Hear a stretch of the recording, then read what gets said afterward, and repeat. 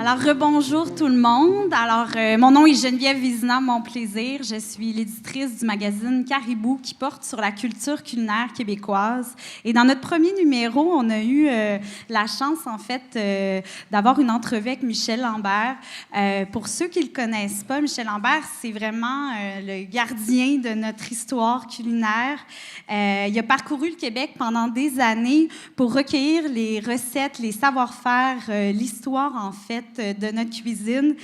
Et il a rassemblé le tout, il a fait un travail colossal et ça a donné les 5 tomes de l'histoire de la cuisine familiale du Québec. Combien de pages en tout, Michel? Est-ce que tu le sais? Plus que 5000. Plus que 5000 pages de notre histoire. Donc, on est vraiment chanceux de l'avoir. Et en fait, Michel, en plus de recueillir tout ça, bien, il partage son savoir. Il va le partager aujourd'hui avec vous, mais vous avez peut-être vu dans Le Devoir récemment, il va au restaurant Manitoba toutes les semaines partager son savoir parce que il y a beaucoup de choses à dire sur notre histoire. Puis là, aujourd'hui, on va juste parler des grains, mais c'est un être fascinant. Donc, je sais, Michel, que tu voulais commencer par un peu nous parler du titre de la conférence dont tous les mots étaient choisis. Oui, bien, je te remercie d'abord. Vous savez, quand on parle de la part des céréales dans l'histoire de la cuisine du Québec, parce que je me suis consacré surtout à l'histoire de la cuisine du Québec, on parle de pourcentage. Qu'est-ce que ça représentait, par exemple, la consommation de céréales par rapport à la consommation des viandes ou celle des légumes? Alors ça, c'est un premier point. Pour moi, le Québec, quand on parle du patrimoine, c'est l'héritage qu'on a. Il y a 2 sortes d'héritage qu'on a eu. C'est d'abord la nature, puisqu'on habite ce territoire-là collectivement.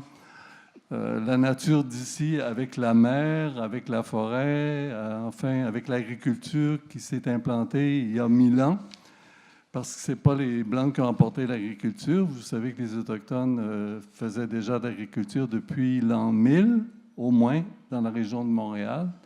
Donc, c'est important de penser que le Québec, pour moi, c'est un territoire, avant tout, qui a au moins 12 000 ans d'existence. Et c'est cette histoire-là que j'ai fait. Je n'ai pas commencé l'histoire de notre cuisine au 17e siècle. Je l'ai commencé vraiment au début, avec l'apparition des premiers hommes sur notre territoire. Alors, ceci étant clair, on peut passer... On peut passer au sujet d'aujourd'hui, la part des céréales. Donc, j'aimerais vous parler d'abord de l'héritage autochtone. Est-ce que les Autochtones consommaient des céréales? Les Autochtones ne consommaient pas de céréales en tant que telles. Ben, en fait, ce qu'on appelle des céréales, c'est assez spécifique là, pour les botanistes parmi vous. Ils consommaient cependant beaucoup de grains, entre autres, du maïs, que tout le monde connaît, parce que le grain de maïs était séché et on faisait de la farine avec. Et ça faisait très longtemps qu'ils consommaient du maïs. Ça a commencé, on pourrait dire, au Canada au 5e siècle à peu près. Donc, vers l'an 400 quelque chose, on a commencé à consommer du maïs dans la région des Grands Lacs. Et comme c'était facile de communiquer par le fleuve Saint-Laurent jusqu'au Grand Lac, ben, on transportait, les Autochtones du Québec transportaient tout simplement des grandes quantités de maïs qu'ils apportaient. Et là, les archéologues ont trouvé d'ailleurs des résidus, des grains de maïs brûlés, ce qui démontrait qu'on ne faisait pas juste les importer pour se faire des colliers, parce qu'on faisait ça aussi, mais on les importait aussi pour les manger, comme on le faisait d'ailleurs dans la région des Grands Lacs. Okay? Et ce maïs-là venait des Mayas. Il n'est pas arrivé, il n'était pas au Canada au départ. Non, c'est ça qui est intéressant. Dans le fond, la culture du maïs est montée par le Mississippi, puis c'était dans la région de l'Ohio, qu'on a, je dirais, perfectionné, qu'on a adapté, pardon, le maïs qui venait du sud au nord, puis progressivement, en montant vers le nord, le maïs s'est habitué, puis on a trouvé en fait de nouvelles variétés de maïs avec le temps. Alors, ça, c'est la première chose à dire. Puis ce qu'il faut dire aussi à propos des Autochtones, c'est qu'ils consommaient d'autres grains qui reviennent à la mode aujourd'hui. Ce sont les Américains qui les ont remis à la mode. Je pense au fameux quinoa. Je pense à l'amarante, qui était extrêmement présente dans la culture autochtone, entre autres aux États-Unis et au Mexique, et que les Espagnols ont banni carrément, et ils punissaient de mort ceux qui décidaient d'en semer. Pourquoi? Parce que dans les rituels religieux aztèques, qui étaient des rituels sanguinaires, l'amarante jouait un très grand rôle. Et les Espagnols qui ont converti les Autochtones au christianisme, évidemment, il n'était pas question je dirais, d'associer cette céréale-là aux martyrs, etc. Ce qui fait qu'on n'a conservé que le maïs. Mais le quilla était aussi cultivé que le maïs et que... Voyons. Que l'amarante. Mais ça vient à peine de revenir, là, je dirais, depuis que les Américains ont remis ça sur le marché. Les archéologues ont trouvé justement l'importance que tout ça avait à l'époque. Et bon. Pour ce qui est du Québec et du Canada, maintenant, vous allez me dire, est-ce qu'il y avait des grains? Parce que tout ça, ça venait évidemment du Mexique et de l'Amérique centrale, ces céréales-là, ces grains-là. Pour ce qui est je dirais, du nord du Canada, la région de Montréal, entre autres, on ne cultivait pas, mais on ramassait beaucoup de riz sauvage, ce que les Français appelaient à l'époque la folle avoine, en fait, qui n'était pas de l'avoine, mais ça ressemblait un petit peu à de l'avoine. Donc, quand on regardait le plan, et on faisait de la farine avec ça. Donc, on la faisait bouillir aussi, mais on faisait beaucoup de farine avec ça aussi. C'était les Algonquiens, les Nipissing particulièrement, là, qui habitent, je dirais, le nord-est de l'Ontario, qui consommaient ça.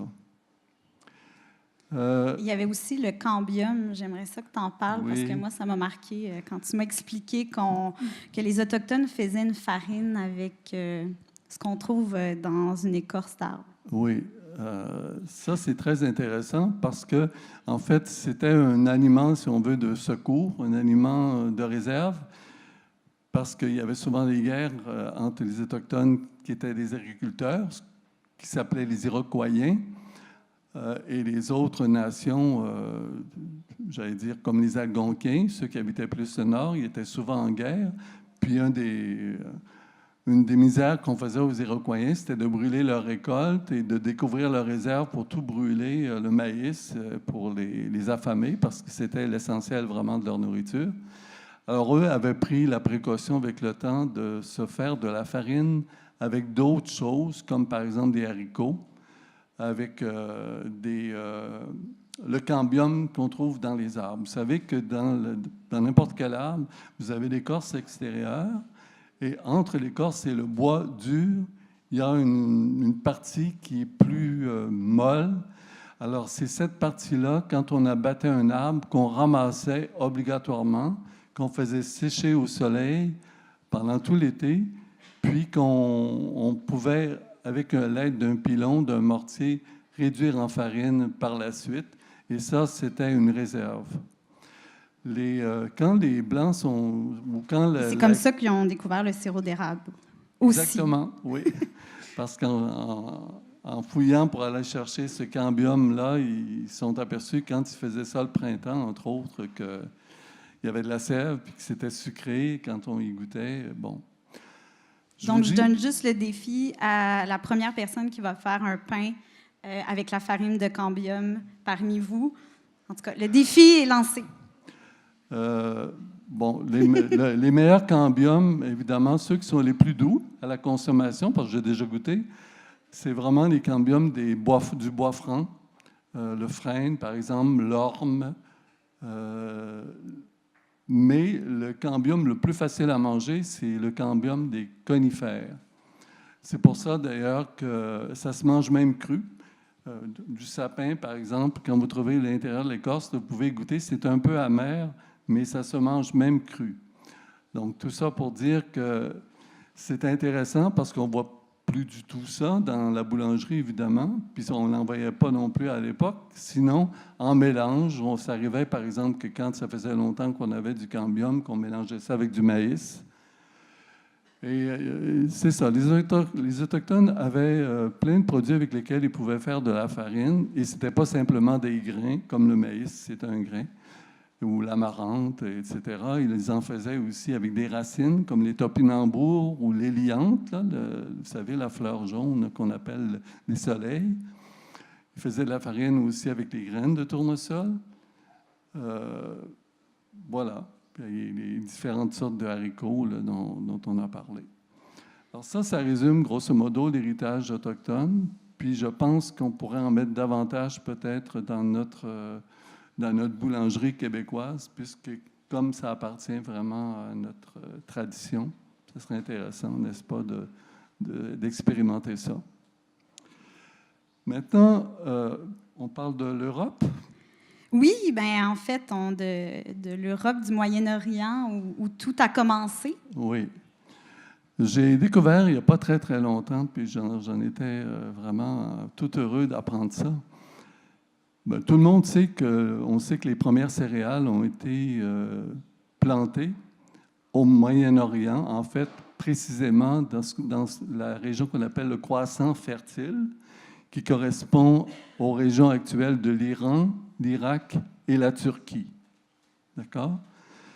Et ça faisait très longtemps que les gens de ces régions-là consommaient des céréales, mais ils faisaient les cueillir simplement de façon sauvage.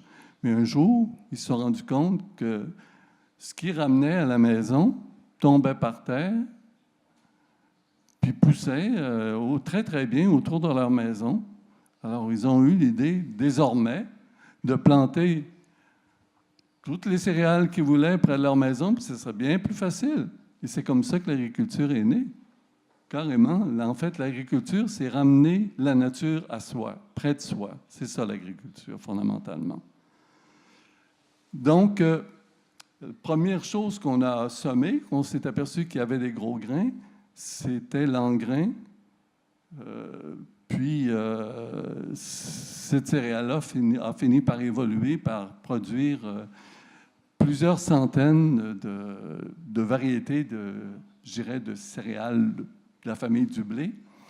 On compte actuellement 169 variétés de blé qui sont le résultat de métissage, mais quand même de 230 variétés de maïs, pas de maïs, de blé sauvage. Ces blés-là, ces graines-là sont conservées dans certaines universités. Puis c'est comme ça que, entre autres, en Allemagne, un institut qui s'est spécialisé, qui a découvert ça en 2006. Grâce maintenant à l'ADN, on est capable de savoir exactement de quel blé sauvage viennent nos blés. Et ça, c'est extrêmement intéressant. C'est l'Institut Planck, d'origine allemande, qui a fait ces découvertes-là. OK? Maintenant, comment tout ça est arrivé en Europe? À quel moment tout ça est arrivé en France, par exemple, parce que c'est de là que partent nos premiers ancêtres européens. Bien, ça aussi, j'ai découvert ça, puis c'est une découverte qui date seulement de 2010. Les archéologues, avec l'ADN, ont analysé les squelettes, si vous voulez, de tous les hommes préhistoriques qu'il y avait en France, dont on avait si vous voulez, pour trouver des choses surprenantes, entre autres que les squelettes les plus anciens, dans le fond, étaient d'hommes qui provenaient justement du croissant fertile. On a la preuve aujourd'hui, autrement dit, que la première génération d'immigrants en France, après là, les hommes primitifs qui habitaient le coin, c'était des gens qui venaient du nord de l'Iran.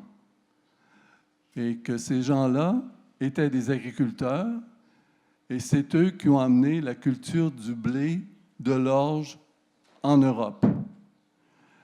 Et le blé qu'ils ont apporté, savez-vous quel blé c'était? C'était le Khorasan. Le Khorasan qu'on connaît aujourd'hui, qui revient très à la mode, puis qu'on peut même acheter à l'épicerie. Non, moi, j'étais fasciné d'apprendre ça. C'est un blé qui est différent. Et bon. Alors, premier blé français, si on peut dire, c'est le blé Khorasan, qui était un blé dur à l'époque. Puis, évidemment, on l'a travaillé par après. Bon. Il était convoité, ce blé-là. Oui.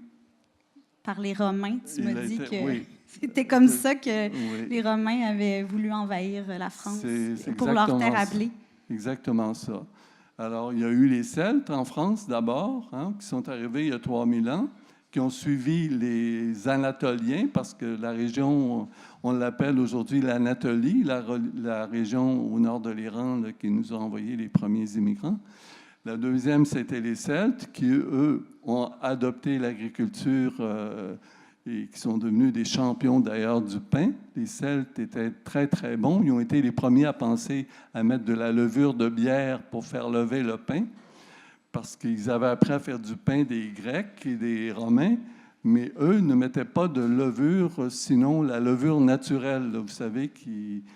En fait, quand on met de l'eau dans de la farine, ça finit, vous connaissez le principe là, du pain californien, dans le fond, c'est exactement ça. C'est la levure naturelle qui est dans le blé. Mais eux ont eu l'idée de mettre de la levure de bière, puis ensuite les Romains les ont suivis, ils ont mis de la levure, eux autres, faite avec du vin. Mais disons que le pain français, c'était la levure de bière qu'on a mis, puis ce qui faisait davantage lever le pain. OK? Et pour revenir à ce que tu disais, je ne me rappelle pas, non? En fait, tu disais que justement, ce blé-là, le blé français, était très convoité, que les Romains l'avaient la raison dans pour leur mire. Vous savez que les Romains ont envahi la Gaule, en fait, la France, vers 100 avant Jésus-Christ, et ça a duré pendant 300 ans, jusqu'en 200-300 ans. En 342, c'était terminé. Désormais, la France appartenait à l'Empire romain. On appelait ça, les gens qui étaient là, on les appelait désormais des Gallo-Romains. En passant, juste une anecdote, vous savez pourquoi les Romains les appelaient les Gallus? Le mot Gallus en latin veut dire poulet. Parce que les Celtes adoraient les œufs, adoraient le poulet, au point qu'ils se mettaient des coques sur le dessus de leur maison, là, vous savez, comme on voit encore au Québec, d'ailleurs on a gardé ça, de se mettre des coques en cuivre là, sur le dessus des granges ou des maisons. Bien, tout ça, ça remonte aux Celtes, qui avaient qui avaient un amour inconsidéré pour le poulet et qui mangeaient beaucoup d'œufs. Pour eux autres, l'œuf était bon pour aller à la guerre, pour faire l'amour, pour avoir être performant dans tous les sens du terme. Bon, alors évidemment, les Romains qui voyaient les Français, en fait les Gaulois, je dirais avec des belles terres à blé, ils ont voulu, parce qu'ils autres, ils avaient des problèmes de blé. Vous savez que l'Italie, dans le fond, c'est un pays où il fait très chaud. Le blé était plus difficile à venir. Il y avait beaucoup de villes en Italie. On vivait surtout dans des villes. Donc, il n'y avait pas beaucoup de cultivateurs pour semer du blé, de sorte qu'on s'est mis à vouloir importer du blé de France. Puis le plus simple, c'était d'envahir la France. Et c'est comme ça que la France est devenue romaine. Puis ensuite, après, il y a eu évidemment tous les Francs qui sont arrivés, ce que les Romains appelaient les barbares. Et ces gens-là se sont installés à partir, je dirais, de l'an 300 jusqu'à l'an 800. Il y a eu des invasions de différentes tribus germaniques qui, eux aussi, étaient des agriculteurs, qui, eux aussi, adoraient l'orge et le blé, mais je dirais qu'ils étaient surtout des gros consommateurs de viande. Puis ça, c'est intéressant parce que ça nous amène à parler du rapport entre la viande et le pain. Les Celtes, eux autres, avaient, je dirais, une consommation à peu près équilibrée, égale entre les légumes, puis la viande, puis les céréales.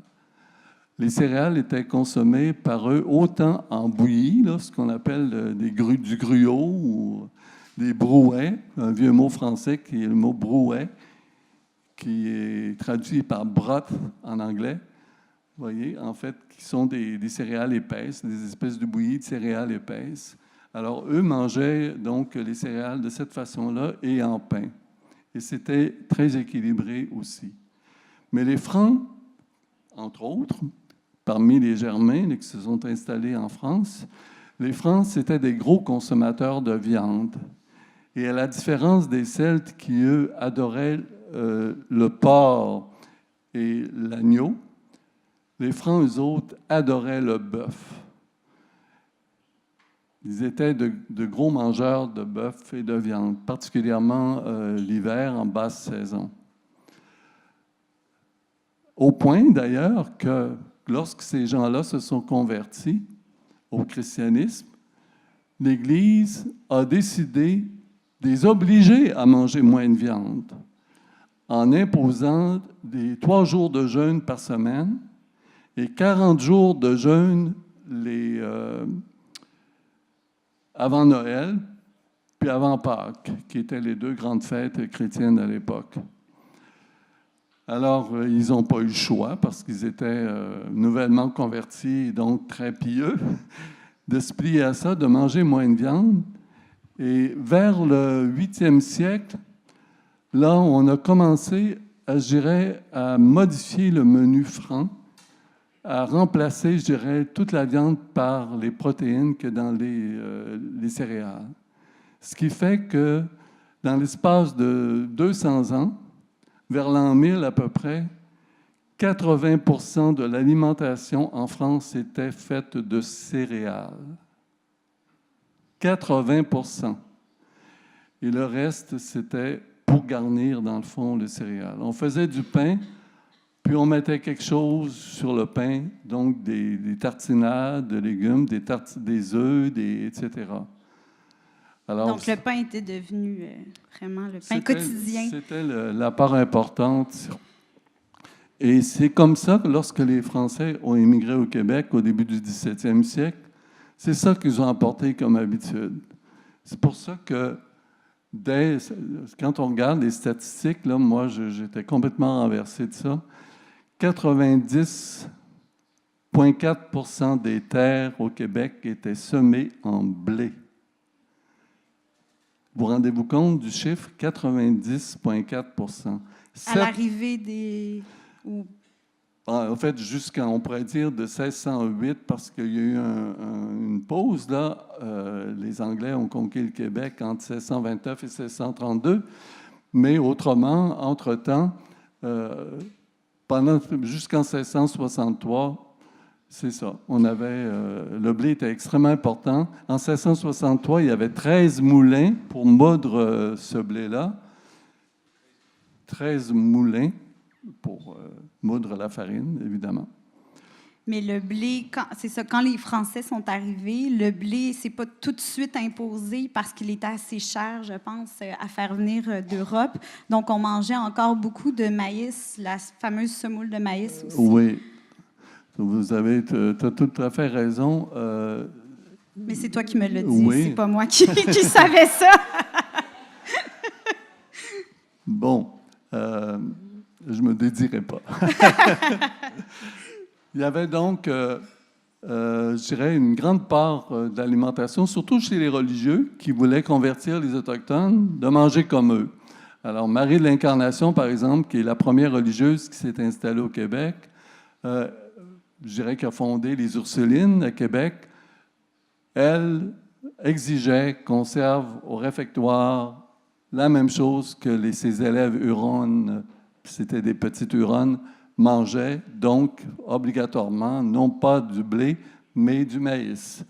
Puis les jésuites, les récollets, qui étaient deux congrégations religieuses aussi qui voulaient convertir les Autochtones, se mettaient aussi, eux aussi, tous les jours à manger du maïs plutôt que du blé. On gardait le blé pour les grandes fêtes, pour le dimanche. Mais je voudrais revenir là-dessus aussi. Quand on dit que les gens mangeaient beaucoup de blé, là, les Français, eux, mangeaient plus de blé quand même que de maïs. Ça n'a rien à voir avec le pain blanc que l'on connaît, là. À l'époque, le pain blanc était gardé pour le dimanche. Le dimanche, c'était le jour du Seigneur. C'est à ce moment-là qu'on sortait la belle nappe blanche, qu'on sortait le beau pain blanc, comme les hommes mettaient leur chemise blanche. Vous voyez, c'était la journée du blanc, de la pureté, en fait. Et tout ça, ça évoque une très vieille époque qu'on appelle, en fait, au temps des Romains, la fine fleur de la farine de blé s'appelait adore. Le mot adorer vient d'ailleurs de ce mot-là. Le mot adorer, ça veut dire donner de la farine blanche la plus pure au Dieu. Alors, on associait donc le blanc à la divinité, et c'est pour ça que, par inverse, le noir ou le foncé est associé au diable, au noir. C'est pour ça que vous connaissez sûrement l'expression québécoise « manger son pain blanc avant son pain noir, c'est être un mauvais administrateur. Hein? » Parce qu'il faut d'abord, pendant la semaine, manger son pain noir, puis le dimanche, manger son pain blanc. Donc, c'est de là que ça vient. Mais aujourd'hui, c'est inversé un peu cette façon de voir le pain blanc comme le nec plus ultra. Ça a changé un peu avec toutes les années. Oui, puis j'aimerais vous dire pourquoi ça a changé un petit peu. Par quel on veut moment? Le savoir. Oui. En fait, tout ça a commencé encore avec la religion. Ça a parti aux États-Unis. À la fin tout à fait du 19e siècle, il y a l'Église des Saints des Derniers Jours, ce qu'on appelle les Mormons. Ces gens-là voulaient revenir à une alimentation naturelle. Ils voulaient qu'on arrête de manger juste les meilleures choses, qu'on trouve le moyen de manger tout de l'animal ou manger tout de la céréale. Donc, ils ont été les premiers je dirais, à vouloir vendre, même à monter des usines qui présenteraient des céréales entières. Parmi ces gens-là, vous les connaissez, vous connaissez leurs noms commerciaux maintenant, Kellogg's. Alors, il a été le premier, c'était par motivation religieuse, qui inventait les cornflakes. Aujourd'hui, ça nous apparaît bizarre d'entendre ça, mais c'était le cas. Même chose pour les biscuits Graham. Le monsieur Graham en question, c'était aussi pour des motivations religieuses qui voulaient qu'on mange désormais du blé entier et non pas de la farine de blé blanche seulement. Ces idées-là, donc, ont été reprises par, je dirais, les premiers groupes hippies dans les années 70, fin des années 60, Californie. Là, on a voulu retourner à la terre, revivre, dans le fond, un petit peu comme les premiers hommes vivaient, manger les céréales comme elles viennent.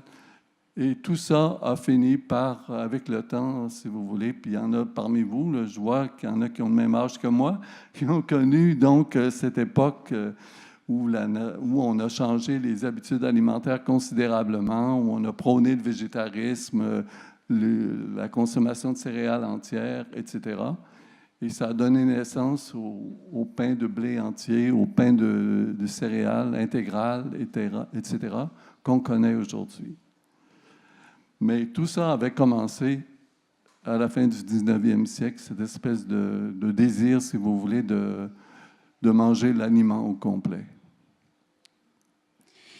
Oui, et je fais un lien aussi, parce qu'on parlait du pain blanc versus grain entier aussi, au niveau même culturel. Il y a eu justement un changement un peu. Maintenant, on dirait que les produits de grains entiers, tout ça, sont plus associés à la richesse et le pain blanc un peu plus, je ne veux pas dire pauvreté, là, mais à quelque chose de plus, comment je pourrais dire, un petit peu plus quotidien. Bas de gamme. Oui, bas de gamme peut-être. Oui. Et ça a vraiment été un changement radical dans la façon de consommer. Il y aurait beaucoup de choses à dire, mais permettez de mon côté philosophe un petit peu de m'exprimer ici.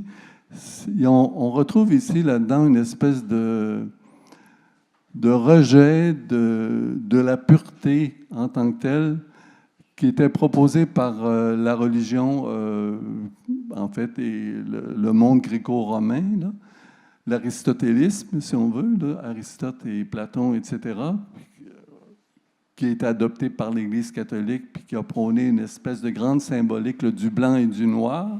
Le diable noir, puis le Dieu est blanc. Fait qu'on exprime ça, si vous voulez, par des couleurs, puis même par les céréales, le blé, qui était l'essentiel même de la nourriture.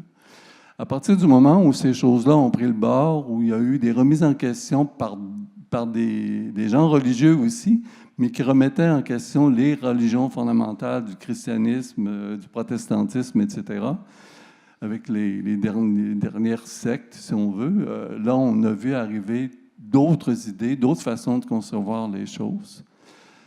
Bon, la notion de pureté de la race, ou si on veut, de blancheur, ou d'isolement des autres, c'est très, très actuel comme débat, là, versus le mélange, si vous voulez, des choses qui nous apportent une plus grande richesse. On est à l'époque, justement, du mélange de cultures, de l'enrichissement collectif, si vous voulez, par les différentes origines, ce qui fait en sorte que, je dirais, le pain là, de multicéréales, ça évoque tout ça. C'est très intéressant, en tout cas, de constater ça, que même dans la bouffe, il y a de la philosophie aussi. Wow! On ne regardera plus notre pain de la même façon, c'est sûr. Merci, Michel, pour cette parenthèse philosophique, mais essentielle. Je sais que tu voulais nous parler aussi, bon, le blé, on est rendu, disons, dans l'époque où le blé est bien implanté chez nous et est en train de s'implanter. Et tu me parlais qu'on avait le blé d'automne et le blé de printemps. Et je voulais peut-être que tu en parles un petit peu pour informer les gens de ces variétés-là. En fait, quand les Français sont arrivés ici, ils ont apporté le blé qui se met en France. En France, on se met du blé 2 fois par année. On en se met le printemps, puis on en se met l'automne. Quand on est arrivé ici, on a voulu faire la même chose. On s'est essayé, puis ça n'a pas marché, le blé d'automne, parce qu'il fait trop froid l'hiver, particulièrement au 17e siècle. C'est encore même plus froid que maintenant. Il y a ce qu'on a appelé un petit âge glaciaire. Donc, c'est à cause de ça, on a dû abandonner et désormais ne semer que du blé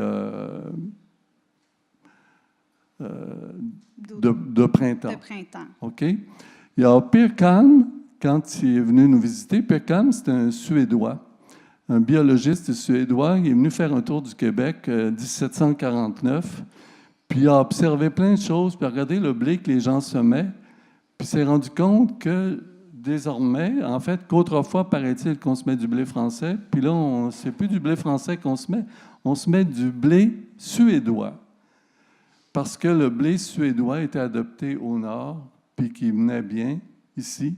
Donc, c'est du blé, lors de la conquête, c'est du blé suédois qu'on semait ici, du blé d'été. Dans la région de Montréal, on faisait même du blé d'hiver, et ça poussait, puis ça faisait du très beau pain. Est-ce qu'on sait si cette variété de blé suédois-là est encore... c'est une bonne question que je te pose. C'est une bonne question que je ne pourrais pas répondre. D'accord. Mais ce que je sais, c'est que Pierre Calme, il dit qu'il n'a jamais mangé d'aussi bon pain blanc,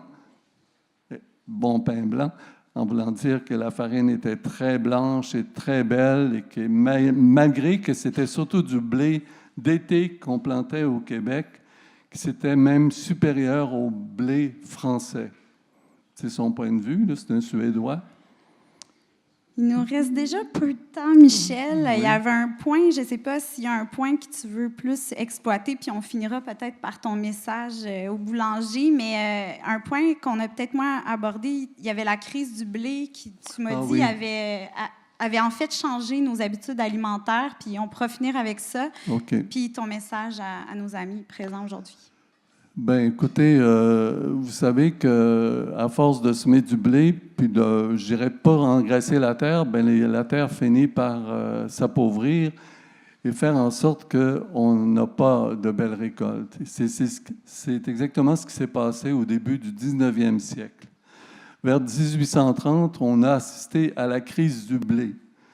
On l'a appelée, elle était super importante au Québec. Toute la plaine du Saint-Laurent, là, on n'était plus capable d'avoir du blé.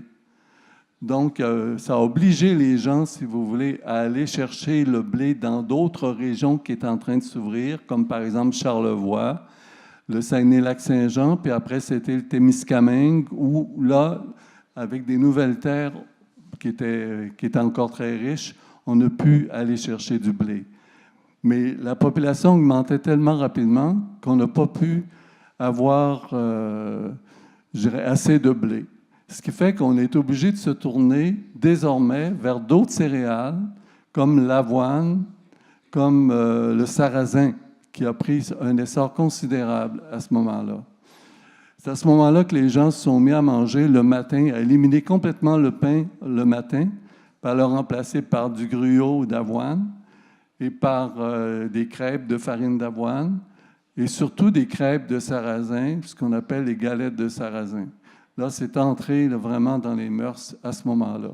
Puis quand il y a des pensionnats qui se sont ouverts, par exemple, de jeunes étudiants, des collèges classiques, etc., tous les matins, on servait fondamentalement du gruau et des ploys, comme disent les Acadiens, des crêpes de farine de sarrasin.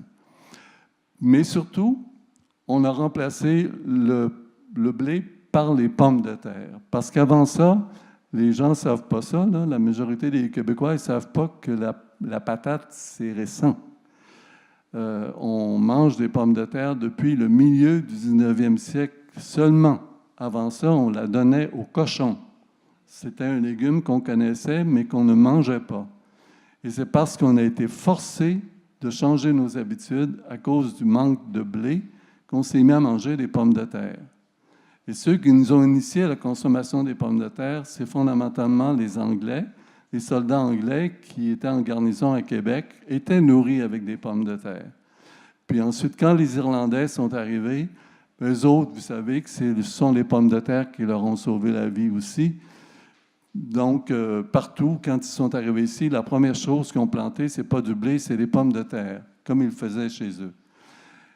Même en Gaspésie, moi j'ai lu qu'en fait, en Gaspésie, les gens, les Irlandais se mettent des pommes de terre, puis tous les marins qui arrivaient de partout d'Europe, puis même des États-Unis, arrêtaient chez eux pour s'acheter des pommes de terre, pour ramener, pour pouvoir manger sur leur bateau, pour faire le fameux chowder. Chowder, qui est le mot anglicisé de chaudière. Chowder, prononcé en normand, le mot chaudière, c'est ma chaudière. Alors, ça a donné chowder. Voilà. Donc, cette crise-là a tout modifié, en fait, la cuisine québécoise et même la culture du blé a été remplacée à ce moment-là par la production laitière. Exactement. C'est ce qui est arrivé. C'est comme ça qu'on s'est mis à faire du lait parce qu'on n'était plus capable de faire de blé et de le vendre à l'extérieur parce que même à la fin du 17e siècle, on faisait tellement de blé au Québec qu'on en exportait. C'est nous qui nourrissions les autres colonies françaises, comme à Terre-Neuve, la baie de Plaisance. Vous savez que tout l'ouest de Terre-Neuve appartenait à la France à cette époque-là. Puis aussi Port-Royal, évidemment, en Acadie, on leur envoyait. C'est des terres qui étaient dures pour la... On pouvait difficilement semer du blé. Donc, c'est le Québec qui nourrissait ces gens-là, puis qui nourrissait même les Antilles françaises. C'était fascinant, Michel. Je pense qu'on en aurait pris tous encore 1 heure. Alors, quand je vous disais que c'était une encyclopédie vivante, je ne mentais pas.